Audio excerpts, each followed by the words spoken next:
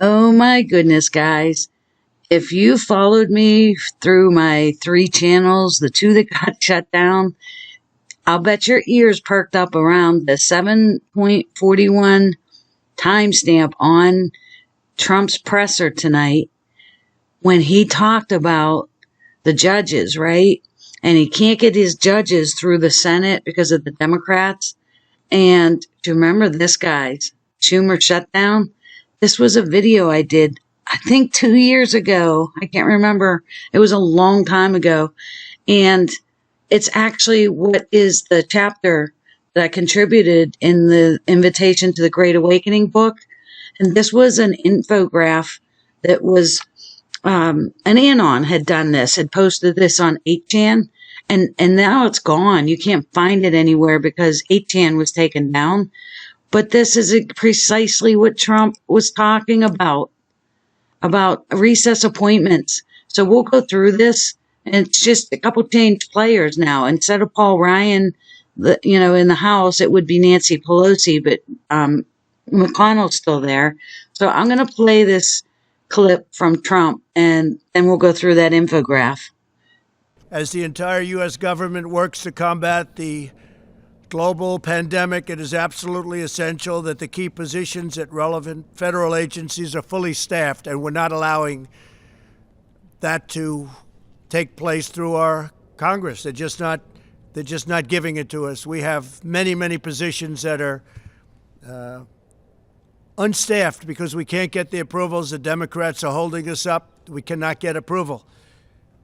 We've gotten judges because we go through the process. I guess we're up to 448 federal judges, and that we've gotten because we focus on it. We take the maximum time because no matter who the judge is, they take vast numbers of days and hours to approve and leaves no time left for others. Very unfair system.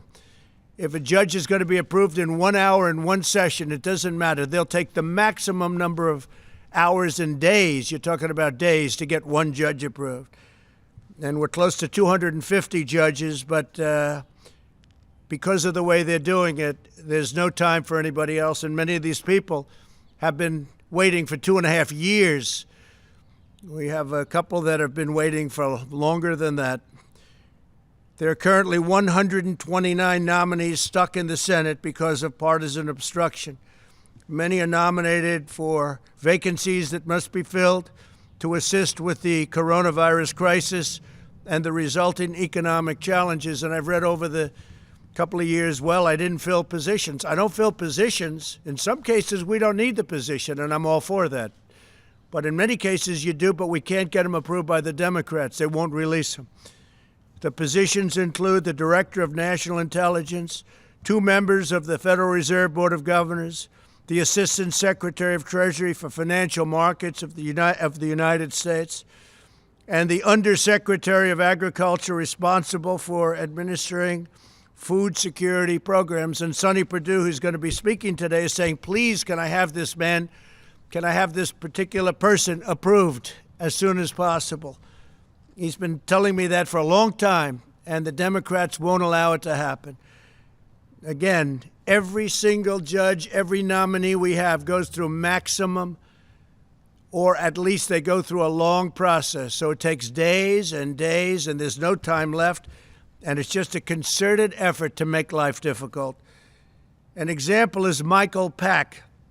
He's my nominee for the CEO of the Broadcasting Board of Governors. And he's been stuck in committee for 2 years, preventing us from managing the Voice of America. Very important. And if you heard what's coming out of the Voice of America, it's disgusting. What things they say are disgusting toward our country. And Michael Pack would get in. He'd do a great job, but he's been waiting now for 2 years. Can't get him approved.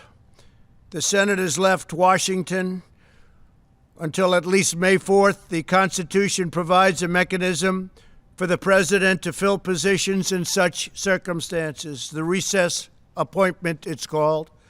The Senate's practice of gaveling into so-called Proforma Sessions where no one is even there has prevented me from using the constitutional authority that we're given under the recess provisions. The Senate should either fulfill its duty and vote on my nominees, or it should formally adjourn so that I can make recess appointments. We have a tremendous number of people that have to come into government, and now more so than ever before because of the virus and the problem. We have to do it, and we have to do whatever we have to do. They've made it very, very difficult to run government. I don't think any administration has done anywhere near what we've done in 3.5 years. But every block, every week, they put up roadblocks. Whether it's Russia, or whether it's impeachment hoax, or whatever it may be, it's always roadblocks and a waste of time. If the House will not agree to that adjournment, I will exercise my constitutional authority to adjourn both chambers of Congress. The current practice of leaving town while conducting phony Proforma Sessions is a dereliction of duty that the American people cannot afford during this crisis. It is a scam what they do. It's a scam, and everybody knows it, and it's been that way for a long time. And perhaps it's never done before. It's never been done before. Nobody's even sure if it has, but we're going to do it. We need these people here. We need people for this crisis, and we don't want to play any more political games. I've been waiting. So, boom, guys. The Schumer shutdown, well, I guess we need to rename it the Trump shutdown, is about to play out. Okay, so when we look at this Anon was talking about, he was talking about 2 years ago. So some things have changed, but check it out. Q is directing the quote shutdown movie, and he went into what if 12/21/18 government shutdown was always necessary and part of the plan. A plan so genius that even those that are awake are astonished by its elegance, timing, and hubris. And he went into like exactly 1 year, blah, blah, blah. So we're not going to go through that because this is 2 years now. And it's April. So anyway, it starts with Chuck Schumer and Nancy Pelosi. And this Anon says Chuck and Nancy acting for their lives. Trump owns these two traitors, and he has for at least a year. So I guess that's probably 3 years now. Do you believe these two seasoned operatives would be naive enough to fall for a trap like the live meeting last week? He's talking about, remember when Trump had Chuck and Nancy, and they were all sitting around in the White House, and they were talking, and it's like Chuck and Nancy kind of went ballistic, and they were like arguing with Trump. So let's see, would they fall for that trap, or the Dems, Kavanaugh chaos, or giving Trump tax cuts, or giving the DOD the largest budget in history through 2019, or saying stupid, hypocritical remarks knowing they would be exposed? If they both play their roles exactly as suggested, can they avoid the death penalty? Of course, they are being threatened by, quote, them too, Sophie's choice. And he goes into the benefits of the shutdown. Well, heck, there's way more benefits of this worldwide shutdown. I mean, there's so many benefits that with switching the monetary system, right? Shutting the engine down before you change it out. Keeping false flags, the ability for the cabal to do school shootings is erased now. I mean, there's no large groups of peoples that can be, caught in a false flag. I mean, there's just so much going on with the shutdown. So Mitch McConnell, head of the Senate, right? What is a Proforma Session? A Proforma Session is when just one or two members of the Senate get together for a few minutes on a single day to, quote, act like the Senate was in session that day. No actual business is conducted. McConnell runs the schedule. The legal purpose of each Proforma Session is to meet the requirements of Article 1, Section 5 of the Constitution, which prohibits either chamber of Congress from adjourning for more than 3 consecutive days without the consent of the other chamber. So I guess Mitch McConnell is going to have to come into play here, right? The practical purpose of a Proforma session is to stop the president from making, quote, recess appointments to positions requiring Senate approval, like the Supreme Court, while the Senate is in recess. Proforma sessions keep the Senate in a perpetual state of being, quote, in session, which blocks the president. What is a recess appointment? A recess appointment is when the president makes a temporary appointment that would normally require advance Senate approval, but since the Senate is in, quote, recess, the president is allowed to offer a temporary commission. Any recess appointment by the president will last until the end of the next full annual session of the Senate, usually about 1 year. Then the Senate can finally vote to confirm or reject the temporary commission. So then the legal basis of a recess appointment is granted to the president in Article 2, Section 2 of the Constitution, which says the president shall have the power to fill up all vacancies that may happen during the recess of the Senate by granting commissions which shall expire at the end of their next session. The practical purpose of a recess appointment is to allow the president to make temporary appointments when the Senate is in recess to keep them from constantly blocking his nominations. Now, Obama's illegal recess appointments, Obama ignored the Constitution, and that's what the Democrats do. They just ignore it, make their own rules. On January 4th, 2012, Obama made several recess appointments, even though the Senate was in a Proforma session. On January 6, 2012, Obama had his crooked DOJ issue an opinion that recess appointments were allowed during Proforma sessions, claiming that these type of sessions were not legitimate, and therefore Obama could make all the temporary recess appointments he wanted during those times. Scumbags. The National Labor Relations Board versus Noel Canning. On June 26, 2014, it took 2 years, right?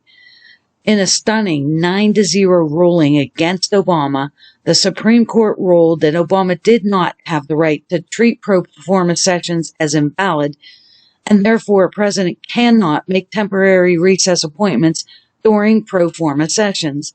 The reason for this ruling was to keep the separation between the executive branch, judicial branch, and legislative branch in check. Sadly, all 5 of Obama's invalid commissions ended up getting converted to a full legitimate commission by the Senate at a later date. Why does this case matter? The ruling by the Supreme Court was a unanimous 9-0 decision, which is fairly rare in its own right.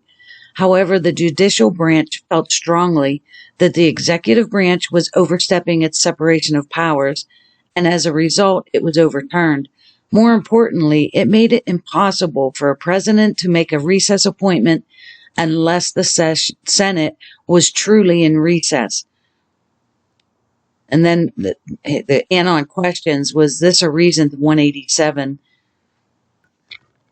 Is that why Anthony Scalia was killed? So Proforma sessions are not a recess. The case allowed the Senate to continue its longtime practice of holding Proforma sessions on off days to ensure that a president would never have a window to make a recess appointment. As a result, a president would be forced to either get the Congress to agree to adjourn or force it to adjourn through Article 2, Section 3. Oh my gosh, guys. I mean, are we getting like the most education we've ever had in real time on our Constitution with this guy? He's constantly trying to teach these stupid reporters about the Constitution. It's the governor's jobs of the states to take care of their people. And they keep hounding Trump. What are you going to do about this? When are you going to open the states up? It's the governor's decision. Anyway, get this. Can a president adjourn Congress? Yes, absolutely. The president can adjourn or convene one or both houses of Congress on extraordinary occasions at any time. I'd say this coronavirus is an extraordinary occasion, right? So the legal basis of a presidential adjournment is granted to the president in Article 2, Section 3 of the Constitution, which says the president shall have the power on extraordinary occasions to convene both houses or either of them, and in a case of disagreement between them with respect to the time of adjournment, he may adjourn them to such time as he shall think proper, not to exceed the remaining time in the current session. The principal purpose of an adjournment is simple. The President can force a legal recess of the Senate to provide him a window to make a series of temporary recess appointments that have been blocked by the Senate for too long. Boom, guys. So, what is an extraordinary occasion? The President must be aware of the optics for adjourning Congress. If the government was already, quote, shut down during a Senate recess, the optics of an official presidential adjournment would be no problem to pull off. What would constitute an extraordinary occasion? How about D5? How about D-class? How about coronavirus? Best time for adjournment? And then this is when Ryan was still in office, and Q had posted, why is Ryan still in office? Why is Ryan leaving office? Who controls Ryan? So this Anon was guessing that we were going to have this adjournment back then, but we didn't. So it looks like it's playing out now. But a lot of this still plays out. No, instead of Ryan, we got to think of Nancy Pelosi. What is needed to adjourn? Based on Article 2, Section 3, Trump would need a simple disagreement about the timing of any recess exceeding 3 days between House Speaker, it would be Nancy Pelosi, and the Senate Majority Leader, Mitch McConnell, to step in and legally adjourn the Senate. And once the Senate is adjourned, Trump would be able to make all his recess appointments, including Supreme Court picks for any vacancies. And those temporary commissions would not expire, until the end of, 2020? About a year, right? So it looks to me like he doesn't even need Nancy Pelosi or Mitch McConnell to disagree on adjournment, since there's extraordinary coronavirus, right, guys? Looks like he can probably just do it. Then he went into the final act. We were thinking that Paul Ryan was going to do the disagreeing with McConnell to make the adjournment possible, but it's looking not like that. So then he went into the Supreme Court justices, Roberts and Ruth Bader Ginsburg. Justice Roberts and Ginsburg, John Roberts, Chief Justice of the Supreme Court, appointed every single FISA judge. When D-class happens, Roberts will not be able to survive the truth. Additionally, many believe he was comped long ago because of his closet homosexuality. RGB, I don't think maybe that's how they compromised him. And remember, he passed the Obamacare through, and they were trying to call it a fee. What were they saying? And he said, oh no, that can be called a tax.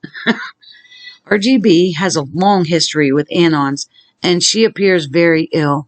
She probably has the same disease that sadly killed McCain. Hey, maybe she'll get corona, right? Either way, she will retire very soon. And then here we go with the 60% of Senate quorum votes needed. The Senate requires a quorum of 51% of senators present. Remember that, to hold any vote. Many votes, like impeachment, require 60% votes to pass.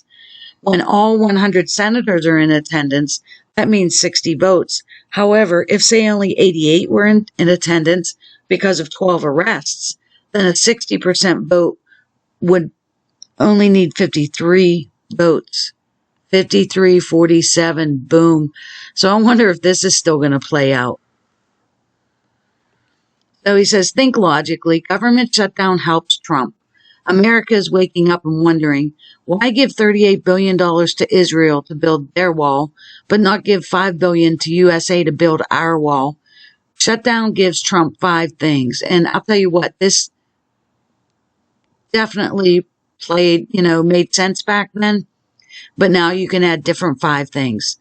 You know, this worldwide shutdown gave Trump the ability to gain powers that he didn't have before and get the job done. We're watching the Federal Reserve being kind of like, I guess, restructured, right? And the Treasury is going to start pumping out our money now instead of the central banks. And no false flags. Everybody's in their homes. He's like, I don't know, it looks like he's designed another economy. Like we're living two economies side by side. He's restructuring the supply chains for our medicines. We're going to get medicines from Canada now instead of China. We're going to make our own medicines. So anyway, the shutdown gives Dems nothing good. So ask yourself, why didn't they fund the wall? Because Chuck and Nancy are hostages. Are they doing exactly as instructed by Q to avoid death penalty, including spouses? Recess appointments require adjournment. Adjournment requires 3-day timing dispute. So I guess what he's saying is Nancy and McConnell are going to have a dispute about the adjournment. I don't know. Between Senate and House recesses. Q hinted at the last act of Paul Ryan. Ryan can simply say House is not in recess. McConnell can say Senate is in recess. After 3 days, Trump can adjourn Congress. So didn't he say they're supposed to be adjourned for till the end of May or in the middle of May or something? It's crazy. So after 3 days, Trump can adjourn Congress and then make all recess appointments for every judge, SCOTUS, cabinet, etc. The Senate quorum needs 51% present to vote, and the Senate quorum needs 60% votes to pass. And the Senate was the key, remember, guys? So if 88 out of the 100 senators present and 12 are arrested, then 53 yes vote out of 88 equals 60%. Boom. Trump's Senate would hold a supermajority. Well, we'll see, right, guys? But I just had to put this out here because it looks like this is actually going down.